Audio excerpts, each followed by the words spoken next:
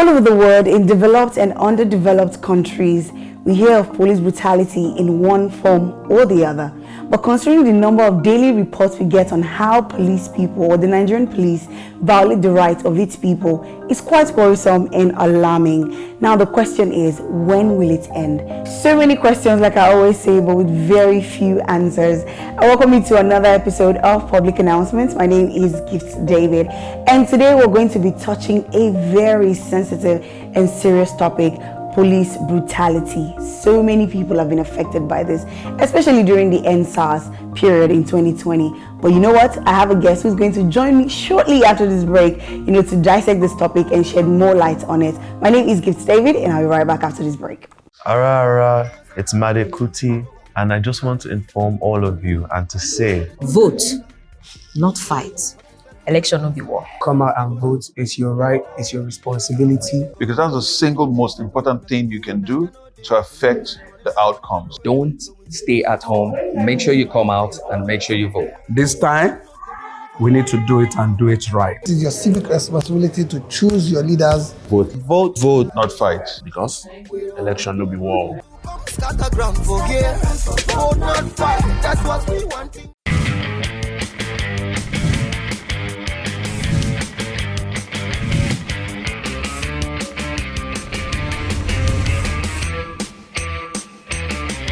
Welcome back on Public Announcements. My name is Gift David. For those of you who just joined in, today on the show we're going to be talking about police brutality. This is a very sensitive topic that when some people hear about it, it strikes different chords and brings pain to their memory, and some things they also do not want to talk about. And of course, I have a guest in the studio with me already, sitting comfortably on my couch. He's ready to dissect this topic, as he has been an advocate on this particular topic for years now. His name is Ugochukwu Michael Stevens, that you and I know as Ruggedman. It's so good to have you on the show. Are you sure? Yes, it is. Okay. Always a pleasure to see your face. Okay. Nice to be here. How have you been? I have been fine, but you look better though. You don't look like the situation of this country is affecting you. I'm not letting it affect me. That's nice. I'm just continuing where I've been living my life. I live my life. I live within my means. I don't try to overdo. There's this saying that Moses said before he parted the Red Sea. What did you say, please? Over Sabi 9 kilos any monkey. I did not see. Basically, what I'm trying to say is I just live within my means, and I've learned over the years to manage 5 kobo, but while still working hard to make millions. Right. You understand? Okay. Yeah. That's a very smart one. So now let's go into the topic of today: police brutality. I mean, over the years, you've used your social media channels, to chase this particular cause. You try to get the attention of the government for this particular cause. Now, what do you have to say about police brutality? You mean right now or from since inception, since we've had this issue, the recurring cases, even during the EndSARS period, up until now, there are some names and people that are yet to be brought to book, right? Yes. Now, so what do you have to say about it generally, since from time? Well, generally, unfortunately, the police has kind of been turned into a tool by powerful people. Okay. When I say powerful, I mean very rich, influential people. A lot of them use the police as errand boys. They use some police as errand boys and girls, because I know there was an uproar one time. A video went viral where I think it was a police officer was carrying the bag and the plate of food for one very expensive looking woman. Wow. That went viral, and of course she came out later and said no, that it wasn't her bag or something. But basically we've seen a lot of Nigerian police men and women in situations where they're not supposed to be in. These are men and women who are supposed to serve and to protect the nation, not to serve and protect a few individuals, you understand? And then again, some will blame the behavior of some of these police officers who have been caught erring. Some will blame it on the country, hardship in the country. But then what I always use to counter that is because the hardship is on everybody, not just them, the police.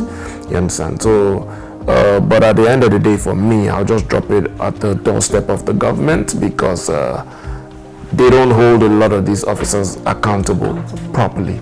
They don't punish them properly.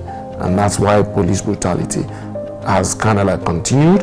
But one of the positives I take from the NSAS protest is the fact that it's not as rampant as it was before. It's not as rampant as it was in 2019 to 2020. It was. Now a lot of police people actually are a bit more careful when they're interacting with people. It still hasn't stopped the harassment. I mean, we still see videos on social media where they're trying to get the attention of the government, like this is what is happening to this person. I mean, the other day, the lawyer was shot by a police officer because she refused to stop or give money. Now, how do we justify this? You don't justify that. You don't justify because that. We can't blame hardship for the way. No, that's why I say you can't justify it. So the only thing that needs to be done is for the law to take its course on the officer. Okay. You understand? And then one thing I really wish could start happening is something I've always been saying. I'm a big advocate for the firing squad. Okay. Yep, trust me. I believe if you commit murder and there's there's proof, there's evidence to show that you did, I believe you should face the firing squad, especially if you're an officer of the law. Why I'm saying especially officers of the law is because they are the ones who are in a position to know better. Yes. They're supposed to be the professionals in everything. They're the ones who are supposed to take courses on in how to interact with people, how to handle firearms and everything. So I feel embarrassed when I hear an officer say it was an accidental discharge. You're supposed to be a professional. Right? So you understand? So even opening your mouth to say it was an accidental discharge, that's embarrassment, that's shame. But then another issue we have in this country is that there are too many people that don't have shame in this country. So you can shame the shameless. So if hiding behind accidental discharge, they think is something that will get them off the hook, they keep saying it. So I still drop it at the doorstep of the government that if they handle these issues the way they're supposed to, as in deal with officers, we're talking police brutality, so I'll keep saying officers. But the same goes for me. If left to me, it should be the same across board. Anybody who commits a crime should face the law as it's supposed to be. Okay. If this happens once or twice, okay, let me paint a brief picture for you. There was an issue in 2020. A young man who was watching football, Colady Johnson, he was shot dead by an officer. The case lasted till I think it was late last year that they finally sentenced. They found the officer guilty. You understand? Since 2020. Since 2020. I'm gonna find out. I'm gonna try. I know he's been sentenced, but left to me, I'll say death, firing squad for me. You understand? I'll say that for real. Because if one or two officers who kill just like that, imagine a public firing squad like it used to happen back in the days in Nigeria. They bring it to the public and behead people. Yeah, but then imagine a public firing squad for an officer or anybody who just kills in cold blood and has been found guilty. Then imagine if that happens once or twice. Tell me how the next police officer who sees a lawyer driving, whether the lawyer stops or not, will not think twice before raising his or her firearm. You understand? So, a lot of people say Nigerians can't change. Nigerians can't change. It's just because there are a lot of they get away with a lot of lawlessness. That's why it seems like they can't change. For example, when they started we all had to use seat belts. Nobody was really taking it serious. But when they started arresting 1, 2, 3, 4, 5, they started paying money. Everybody, even now, people that sit in the back, they also wear seat belts. Just to, you understand? Right. So once they know that there are consequences, they will do right. Yeah. Okay. So do we blame the government? Because it looks like a lot of these police people are not even properly educated or informed, right, or properly trained. So they just bring a couple of people, you have the fitness, or you were once an armed robber, we did a little bit of reforming, and then now you can join the force and you do what you were doing for the negative, for a positive cause, right? So do we blame the government for bringing inadequate and inexperienced people, undertrained people into the force to do the jobs of people who are supposed to be professionals, educated in this area to do the jobs. And that is the reason why we're in this case of police brutality, where someone can just start to harass you just because you refuse to say your name. I blame the people who handle recruitment. Okay. The president cannot come to the police barracks to train officers. Okay. So I blame the people who handle recruitment. You can't see, just like you going into a bank and you want to work and they ask you for your CV and you bring your CV and they will definitely ask you a couple of questions, even give you a test. If you fail there, they don't hire you, do they? They don't. So the same should be done for police and every other place. Because yes, I know why you said properly trained or educated, because yes, unfortunately I've come across a couple of police officers who can't even speak proper English. Right. You know, but then some people might tell you, hey, English is grammar is not our language, but then communication is. You understand? So I blame the people who are in charge of recruitment. You know, and then again, there's also another set I blame. Please. People who okay, let me put it this way. I blame the people who are in charge of recruitment, and I blame the people who are in charge of those who are in charge of recruitment. Yes. E.g. the government. Well, so it still comes, it still know that. So it doesn't have to be the president's office. Of course, there's the upper room right there, and then some people in those places. That's why I just leave it to, I blame whoever is in charge of recruitment. So at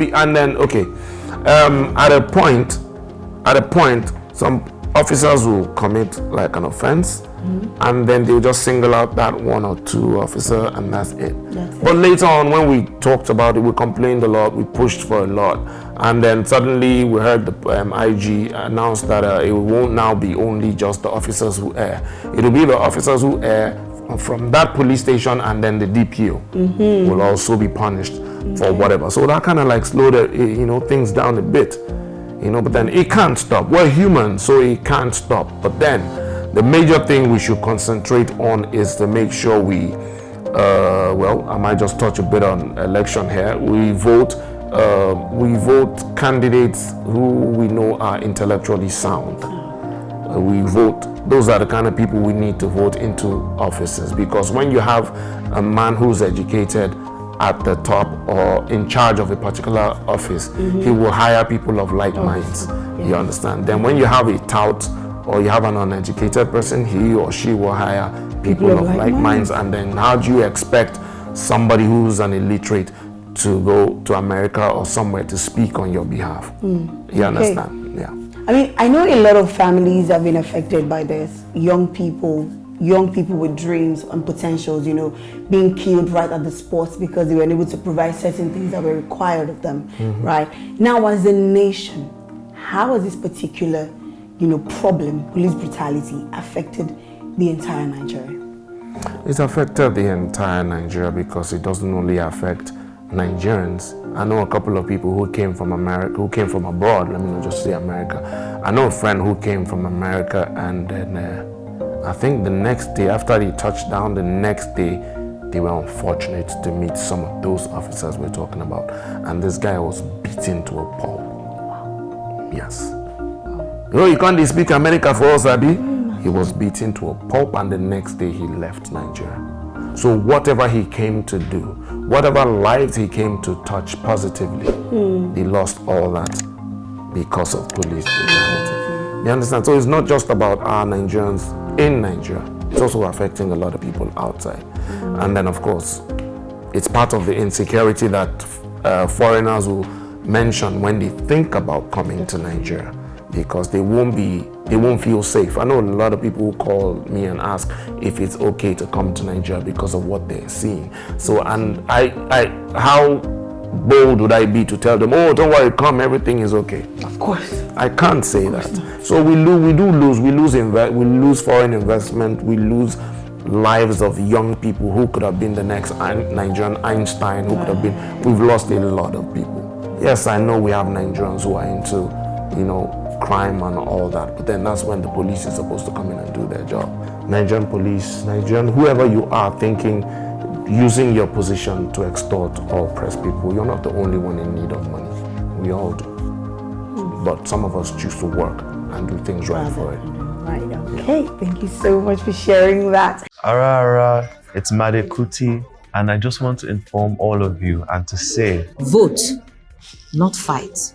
Election no be war. Come out and vote. It's your right, it's your responsibility. Because that's the single most important thing you can do to affect the outcomes. Don't stay at home. Make sure you come out and make sure you vote. This time, we need to do it and do it right. It is your civic responsibility to choose your leaders. Vote, not fight. Because election will be war. Scatter ground for gear. Vote, not fight. That's what we want.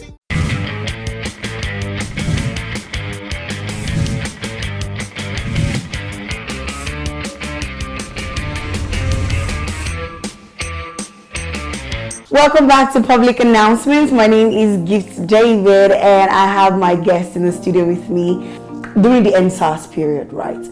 The people who were supposed to protect the peaceful protesters, right, were the ones who were, cocking their guns, using their guns to hit them, throwing tear gases at these people who came out to protest for your rights. Like, these were crying for the police. Give them better money. Give them proper training, give them good salary so they stop, harassing us in return. And at the end of the day, it's like we're saying, take away food from their table. Yeah, because some of them. And they're using it against, like, why? Yeah, because some of them, all they know for, their reason for being in the force is to use it to extort.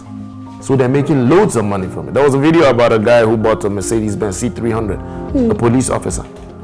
The picture went viral, and the next thing I heard, he was sending messages to people to please take down the pictures everywhere because now they're calling him from Abuja, asking where he got the money for the car from. You understand? So those those unfortunate officers who were against peaceful protesters are those ones who are in the force just using it to extort, to get money from people. But why do we have people illegally. like that in the force in the first We place? shouldn't even. There should be mental evaluation. There should be background checks. Because a lot of people I heard talk about some people saying either some ex-armed robbers were all put into the police. I heard all that, and I'm like, if words like this can be out there, I'm sure I don't want to believe that our police recruitment team would not know this. They don't do background checks on these people. Right. You understand? Because I see no reason why you say hello to an officer or you pull up to a checkpoint and an officer looks at the lady and the first thing he goes is Ashawo, idiot. Now so you Yahoo boy. Your Yahoo For boy. the guys. Or Sad. why are you fresh like this? You must get money, or dreadlocks or tattoos. These are not alien things. If they were, like you said, educated, enlightened, or exposed to how life is now, they wouldn't see tattoos and dreadlocks as anything. But then again, I will tell you this, a lot of them just hide behind trying to make tattoos and dreadlocks the problem like a crime because they just want an angle to be able to hold you, to want to extort you. Okay, so now that we know that the best we can do at this point is try to give solutions to the government, speak up, tell them this is what you should do, that's what you should do. How they handle it, we do not know, but we hope that we get the best out of it, right? That's not what I'm saying. What I'm saying is we as a people need to seek legal advice on what to do. On what to do, and then we follow it up. Right, if it's a petition or two, let's do it let's follow it and follow it through. Let's not do it and give to the government or give to whoever and hope. No. Okay. Just so like we're not hoping. We're not thank hoping. you. With the way elections happened in Osun State and Edo, normally the Nigerians would just go vote and leave. But this time they sat with them, they stayed with them, counted with them, and when they said they had to, INEC officials said they had to leave because they didn't have Wi-Fi internet. People said, no, don't worry, stay. They gave them Wi-Fi and they transmitted the results. You understand? So that's how we should be following up everything, including election. Right. Okay. Yep. So what would be your advice to the young people in Nigeria? Because at this point, we do not have holds over these police people, right? We have to go about our daily businesses. We have to move around. We have to dress the way we want. I mean, we have the freedom for all of these things, right? So what would be your advice to young people out there on how to protect themselves from police brutality? Well, my advice to young people, in fact, to every Nigerian out there is do your best to be on the right. When I say to be on the right, if you're a driver, make sure you have all your car papers, make sure you have every document you need. If you work, make sure you have some form of identification. You know, some of these things they always ask they always ask of, and then do your best to educate yourself on like where you live, wherever you're going to. Though this might sound like a lot of work, but then I do it. So I even started a radio show enlightening a lot of people about things, about the area command, police area commands in their, in their areas, police stations near them, their phone numbers. I'm always furnishing people with all of this. So do your best to know some of these things. And then even if you can't know the officers or know the police station or know the area command, there's Ruggedman. I've always been there. I do my best. Yes. People always ask me, why do you do this? I say I do this because I choose to. I can't stand to watch people being intimidated and extorted and things like that. It's not like anybody's paying me. I just do what I do. You know, so try to educate yourself on things you need to do. Don't argue with the police. Don't struggle with the police. You're only giving them more excuses to, if unfortunately it's one of the unstable ones, they will just say, hey, he was dragging. Even if you hold him or her by the shirt, they can say you were trying to get their gun off them, and then it's almost always their word against yours, and then the government and the authorities will almost always take their word unless you have some kind of proof. So always try your best. You don't have to put the camera in their faces for them to know you're recording. Just try and have it record somehow. And whenever you have something, evidence like that on your phone, send it to as many people as you can quickly, because they can take your phone, break it, or do anything or switch it off, you know, but at least you would have sent it to someone. So that even if they still hold you illegally, extort you illegally, when you're done, when you're out, then you go back to the proof, bring it forward to the people like me and a couple of others, and we always know how to follow up. Because I've been doing this for like a couple of years, and I know how much I've got money I've gotten back for people. I know how much justice I've gotten for people. So please just enlighten yourselves. Try to be on the right. Get all the documents you need, and then get all the evidence you need. Because unfortunately, we're in a crazy country right now. So you have to, even if the officer doesn't want to do right, you at least try to do right. Protect yourself first. All right, thank you so much for that advice. I'm sure the viewers at home have learned from that one, and they would definitely take this advice because it is very important for your safety and for the safety of those who are around you. Now, final question that I always ask all my guests. Now, the elections are very close. We all have different desires and how we want the country to turn out. We all want the best for Nigeria. Now, how do you want to see Nigeria? What do you want to see Nigeria become after this election? I want to see Nigeria become a country where things work. Things, you know, as soon as we get the right person, an educated, you know, go-getter, president, governor, you know, it won't be magic. It will take some time. It will not take 100 years. Because all you have to do is put the right person in the right offices. You understand? And things will be done. So I pray to see in Nigeria that we smile again. We're happy again. Nigerians are wonderful people. Nigerians are happy people, are amazing people. That's why even in the midst of all this hardship, you still see people, Nigerians bringing out the funny side of a lot of things.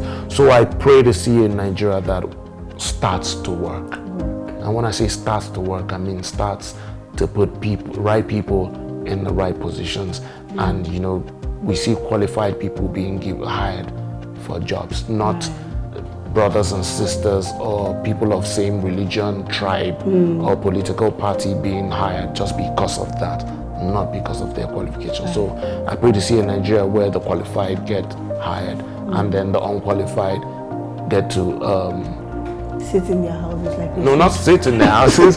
You know, where the unqualified get to actually try to do better, so they can, like, you know, become qualified and then do better. Yes. Okay, very, very interesting. Thank you so much for coming on the show. And I know how passionate you are about this topic. And thank you for sharing all of those personal experiences that you've had with other people. Now you've heard, if you are in a situation and you need to reach out to someone, you don't know anyone to reach out to, of course, Rogedi Baba is right here. I'm sure some people do not even know your social media handle, so do you want to share your Instagram handle so they can reach out or send a DM to you? Yes, it's at Ruggedman. Okay. Instagram, Twitter, Snapchat, TikTok at Ruggedman. So just try.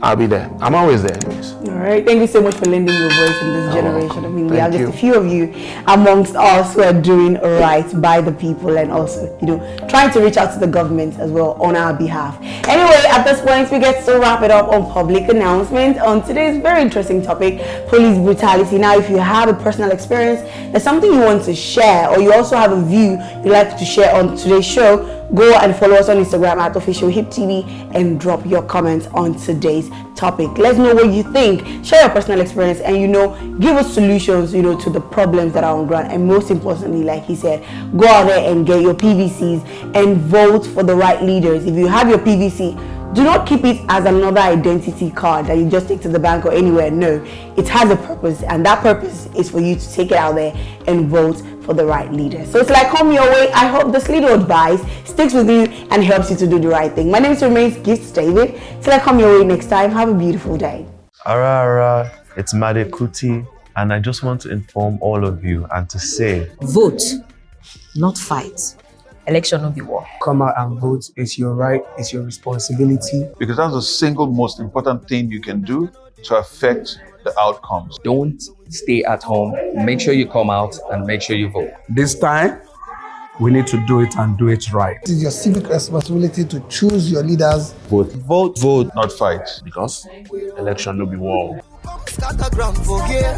Vote not fight. That's what we want.